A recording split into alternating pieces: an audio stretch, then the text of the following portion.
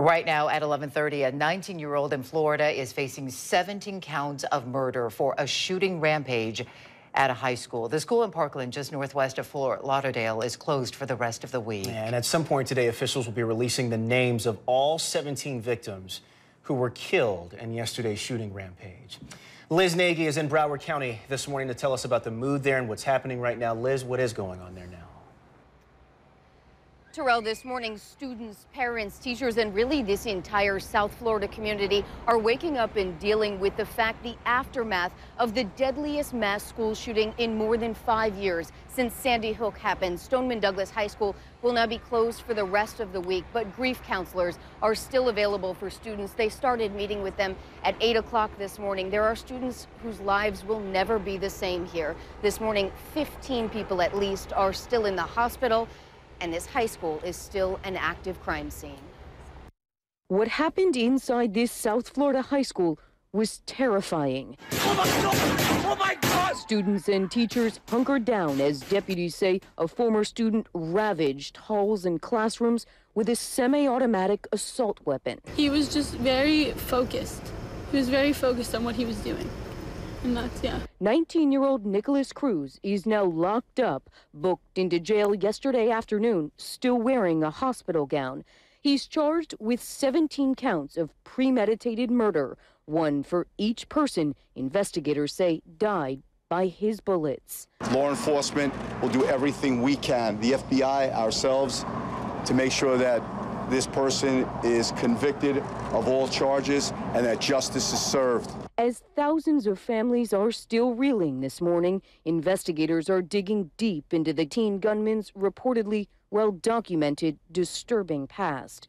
Broward Schools Superintendent Robert Runcie once worked for Chicago Public Schools. Now is the time for this country to have a real conversation on sensible gun control laws in this country. And President Trump tried to comfort a country now recovering from the 18th mass shooting so far this year. Answer hate with love, answer cruelty with kindness.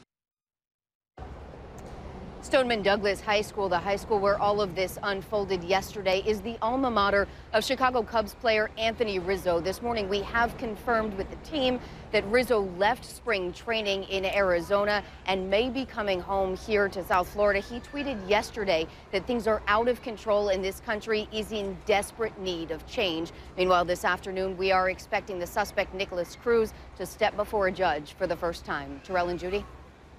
Liz, also a little bit later on this afternoon, I know there's another briefing where we're supposed to get more information. What are we expecting to hear during that briefing? Well, we are expecting to hear from investigators the names of all of these victims who died here yesterday. But investigators are also carefully working on putting a timeline together on exactly how things played out. The shooting happened just before dismissal time, about 2:40 yesterday afternoon. So they are very carefully working through all of that to see how this student was able to get into the school and exactly how he worked his way through to cause such a deadly massacre. All right, Liz Nagy live in Broward County this morning. Liz, thank you for that update. And this morning, we're learning more about the teachers who put their lives on the line to save their students. Tanya Babbage is in the newsroom with that. Tanya.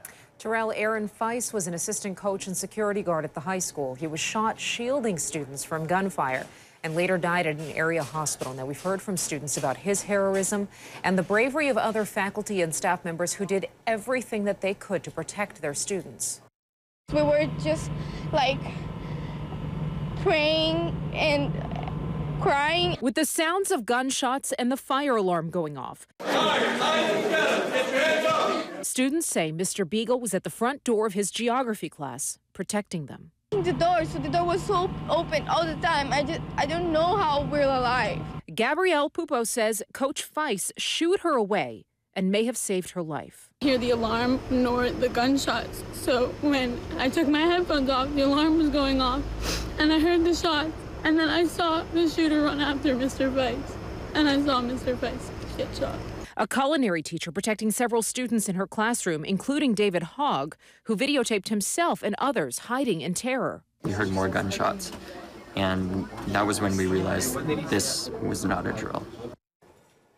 According to one student who spoke to CNN, the alarm that went off during the shooting was actually the second of the day. There had been a fire drill earlier on. Now, thankfully, students abided by it anyway, and those who got outside were met by teachers, security guards, and officers telling them to run. Judy? Just heartbreaking to hear those accounts. Tanya, thank you.